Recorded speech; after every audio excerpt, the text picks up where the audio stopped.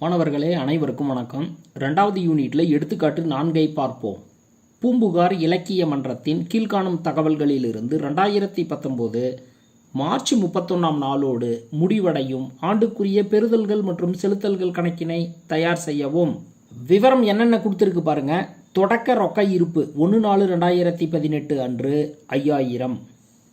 வங்கி மேல்வரைப்பற்று 1/4/2018 அன்று 4000. அச்சு மற்றும் எழுதுபொருள் 1500. வட்டி செலுத்தியது 3250. முதலீடுகள் விற்றது 1000. சிற்றுண்டி வாங்கியது 1500. கொடுபட வேண்டிய சம்பளம் 2000. அறக்கொடை நிதி பெற்றது 2000. ஒளியூட்டு கட்டணம் 1300. அடுத்து பாருங்க. சந்தா பெற்றது 20000. பழுது பார்த்தல் மற்றும் புதுப்பித்தல் 2500. போக்குவரத்து செலவுகள் 2750. புத்தகங்கள் வாங்கியது 10000. காப்பீட்டு முனைமம் செலுத்தியது 4000. பல்வகை வரவுகள் 750. அரசிடமிருந்து பெற்ற மானியம் 6000. சிற்றுண்டி விற்றது 1500. கட்டடம் மீதான தேய்மானம் 2000. வங்கி ரொக்கம் 31/3/2019 அன்று 2000. இறுதி வங்கி இருப்பு 2000 என கொடுக்கப்பட்டுள்ளது. இப்போ இந்த கணக்கை போடுறதுக்கு பற்று பக்கம் பெறுதல்களையும் வரவு பக்கம் செலுத்தல்களையும் பதிவு செய்கிற மாதிரி படிவத்தை அமைச்சிக்கணும். பெறுதல்கள் பக்கம் ஆரம்பத்தில் இருப்பு கீழ் கொண்டு வரப்பட்டது அப்படின்ற இடத்துல கை ரொக்கத்தையும் வங்கி ரொக்கத்தையும் பதிவு செய்யணும். அதே போல் செலுத்தல்கள் பக்கம் இருப்பு கீழ் கொண்டு வரப்பட்டது அப்படின்ற இடத்துல வங்கி மேல்வரைப்பற்ற பதிவு செய்யணும்.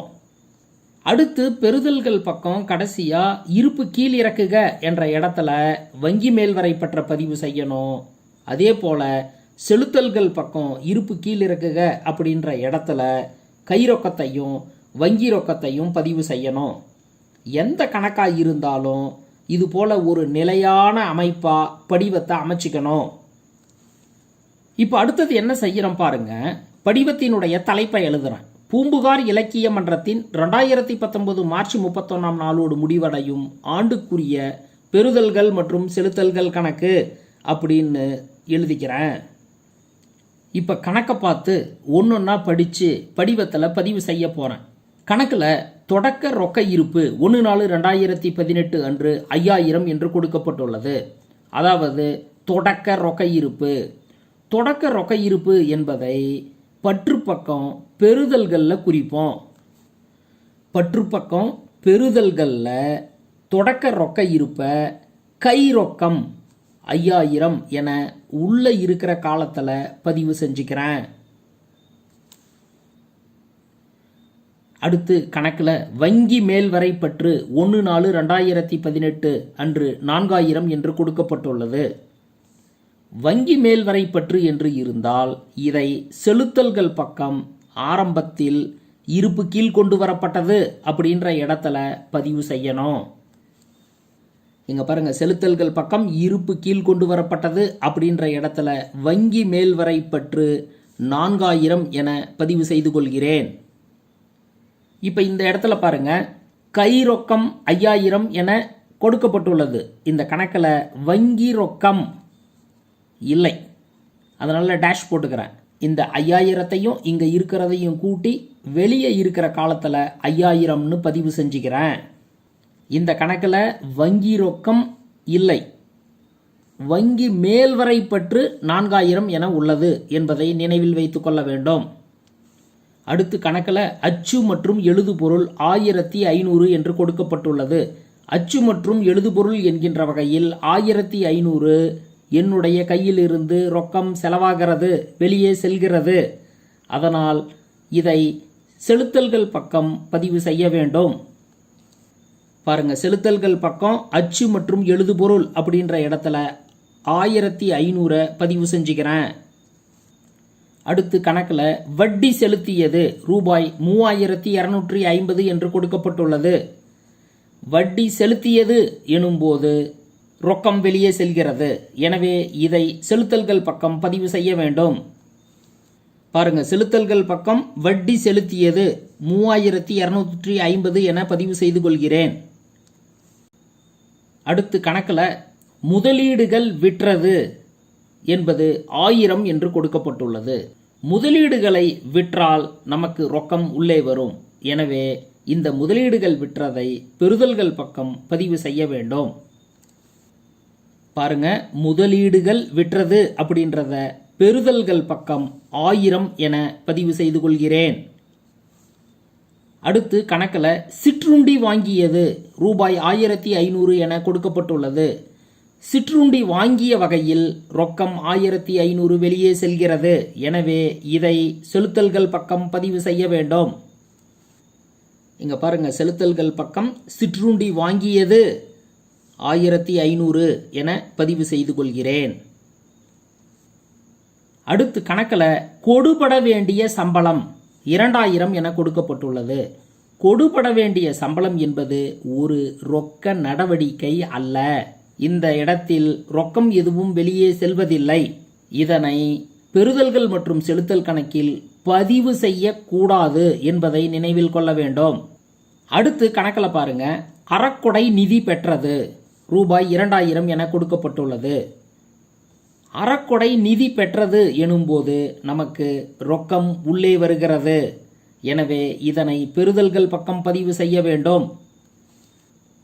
பெறுதல்கள் பக்கம் அறக்கொடை நிதி பெற்றது 2000 என பதிவு செய்து கொள்கிறேன். அடுத்து கணக்கில் பாருங்க, ஒளியூட்டு கட்டணம் ரூபாய் 1300 என கொடுக்கப்பட்டுள்ளது. ஒளியூட்டு கட்டணம் என்கின்ற வகையில் 1300 ரூபாய் ரொக்கம் வெளியே செல்கிறது. எனவே இதை செலுத்தல்கள் பக்கம் பதிவு செய்ய வேண்டும். பாருங்க, செலுத்தல்கள் பக்கம் ஒளியூட்டு கட்டணம் 1300 என பதிவு செய்து கொள்கிறேன். அடுத்து கணக்கில் சந்தா பெற்றது 20000 என கொடுக்கப்பட்டுள்ளது. சந்தா பெற்றது எனும்போது நமக்கு ரொக்கம் உள்ளே வருகிறது. ரொக்கம் உள்ளே வந்தால் இதை நாம் பெறுதல்கள் பக்கம் பதிவு செய்ய வேண்டும். பெறுதல்கள் பக்கம் சந்தா பெற்றது 20000 என பதிவு செய்து கொள்கிறேன். அடுத்து கணக்கில் பழுது பார்த்தல் மற்றும் புதுப்பித்தல் ரூபாய் 2500 என கொடுக்கப்பட்டுள்ளது. இந்த இடத்தில் ரூபாய் 2500 ரொக்கம் வெளியே செல்கிறது. எனவே இதை செலுத்தல்கள் பக்கம் பதிவு செய்ய வேண்டும். பாருங்க, பழுது பார்த்தல் மற்றும் புதுப்பித்தல் 2500 என செலுத்தல்கள் பக்கம் பதிவு செய்கிறேன்.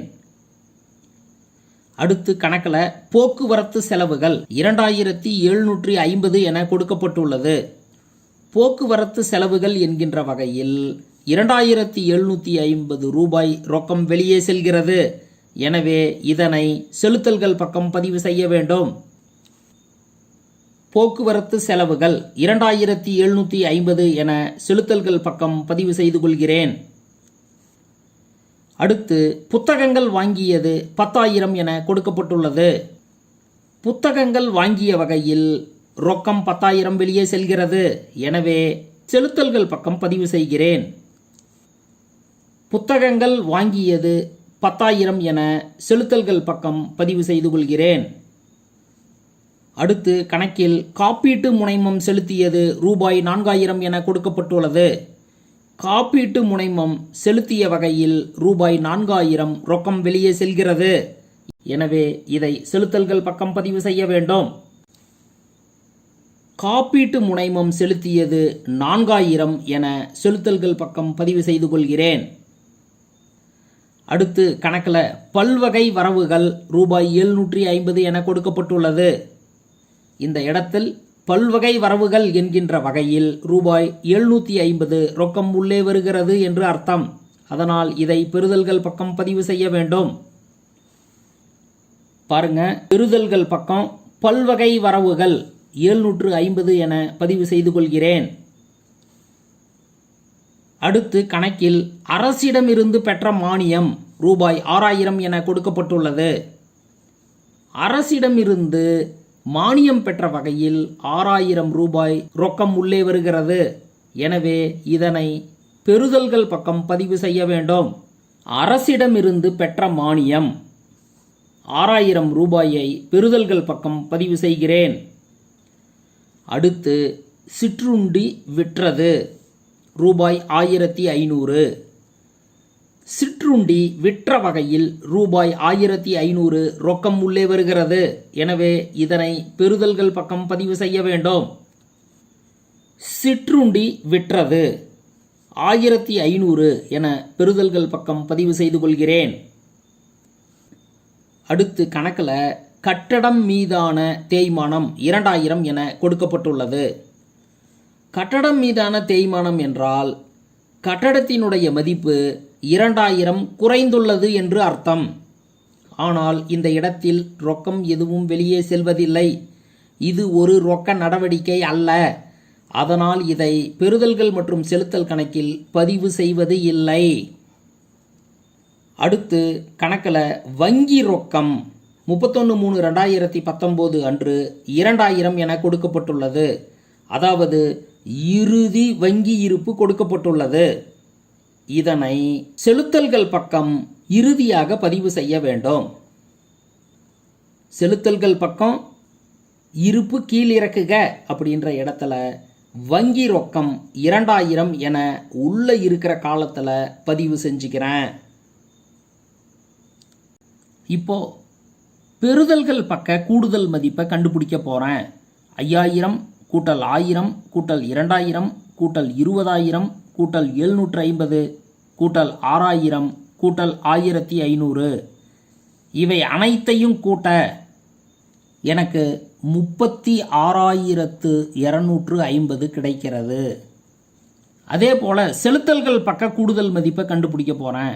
4000 கூட்டல் 1500 கூட்டல் 3250 கூட்டல் 1500 கூட்டல் 1300 கூட்டல் 2500 கூட்டல் 2750 கூட்டல் 10000 கூட்டல் 4000 இதனுடன் வங்கி ரொக்கம் 2000ஐயும் கூட்ட எனக்கு 32,800 கிடைக்கிறது. இந்த 36,250 32,800 இது ரெண்டுத்துல 36,250 தான் பெருசு. அதனால இந்த 36,250 பெறுதல்கள் கூடுதலாகவும் செலுத்தல்கள் கூடுதலாகவும் எழுதி கொள்ள வேண்டும்.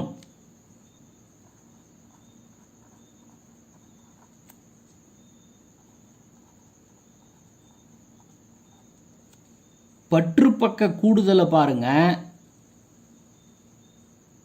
கூடுதல் மதிப்பு 36,250 சரியாக உள்ளது.